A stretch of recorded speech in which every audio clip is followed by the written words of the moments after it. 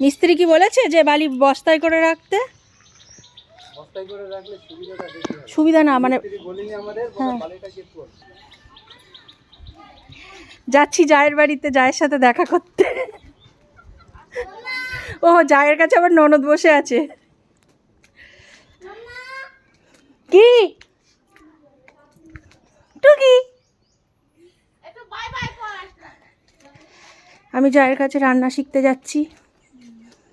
এখানে রায়বাগিনী ননদিনী বসে আছে।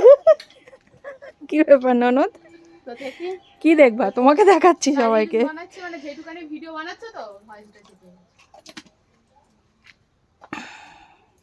ওই যে আমার যা, এটা ননদ, ছোট ননদ।